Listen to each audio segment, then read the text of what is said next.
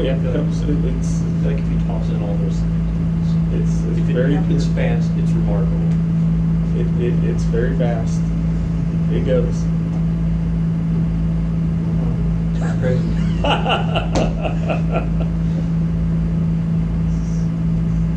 The question is the issues with this approach, right?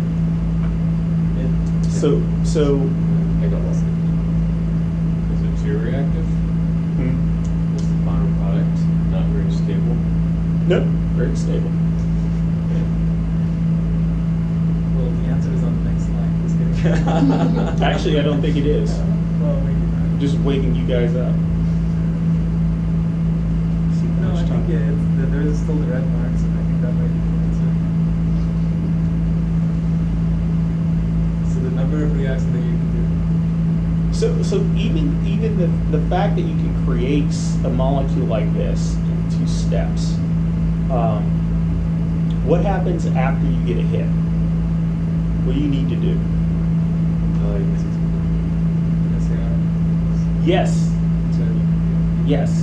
You need to do SAR. You need to go back and you need to make different modifications to this molecule to show that it's specific.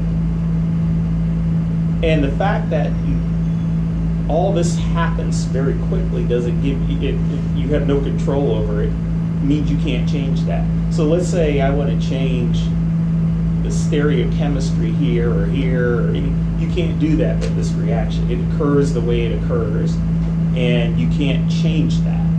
So even though you can get a very complicated molecule in very short numbers of steps, you can't change it very well.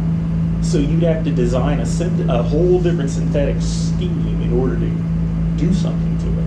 So that's a problem, because that's what you want. You want control out of chemistry. You don't want to just get what you get, and then you want control. So this taught us that this was a cool concept to get at molecules that certainly weren't in screening collections at the time. I mean, you would never find something like that in a screening collection. But it was not something that you could do SAR with very, very well.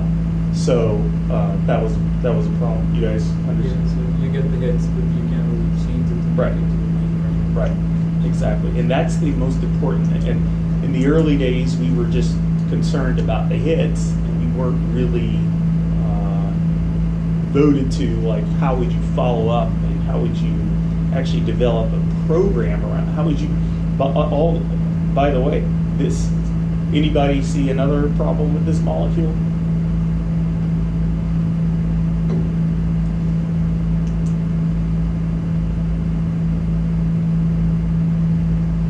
How many people have heard of Lipinski's Rule of 5? So this thing is super greasy and lipophilic. This has probably no chance of making a drug, or it's going to have solubility problems. So the fact that you can make it was what we were looking at in the early days. I say we because I was kind of involved in these early days, but actually this precedes me. But this is not a compound that really has a chance of making it in biology. It's going to be super greasy. You're not going to get that solution. So the other question is, did anything come out of the compound like this? Did people get hits on like a specific target? Again, they did. They couldn't really follow up on it. This has made it. And like, Just made it and moved along.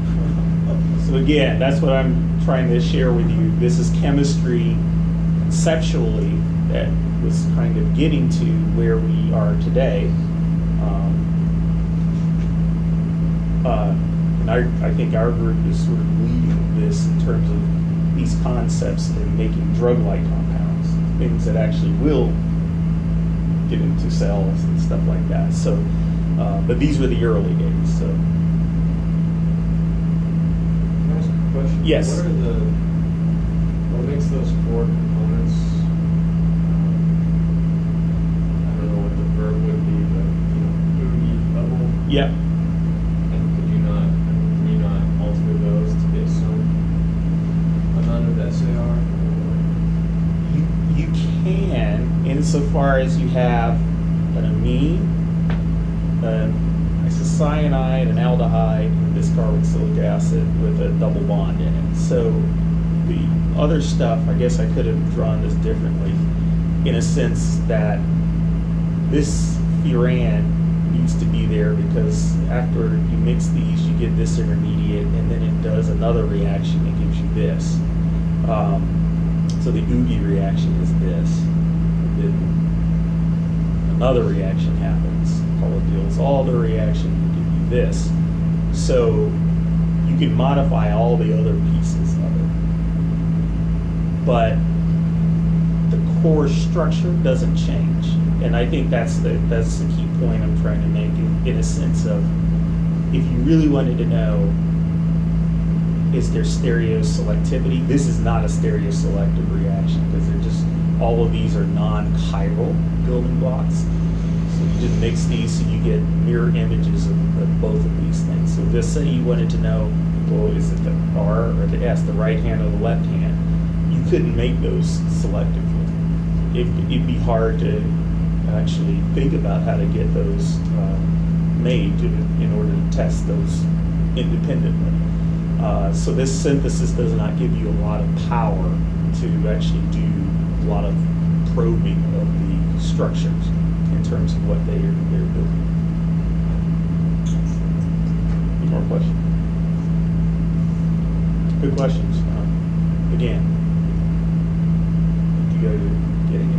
It's conceptually what the chemistry is doing.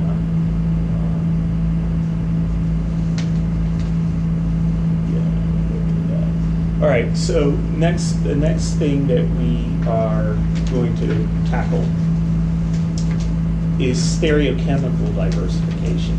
So in that synthesis that I just talked to you about, you could not make one enantiomer, as Cameron and I were just talking about, you could not make one enantiomer over the other. So the need to develop chemistry that would actually allow you to diversify with stereochemistry became a very big deal. So this was the first synthesis that allowed us to do that. So if you take this catalyst that had largely been developed for other reasons or whatever, take these two starting materials, you can develop these kinds of molecules, but you now have one single enantiomer enriched over the other. So depending on the chirality of this catalyst, right? So if you have the R, which has this kind of stereochemistry, you can develop a ring system like this. Again, one step, but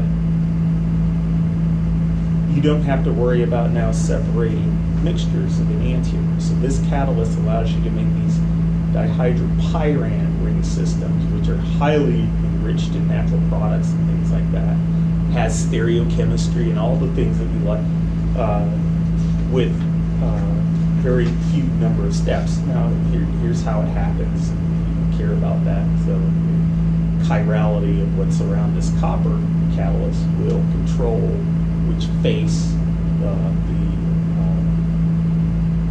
4+2, this is sort of a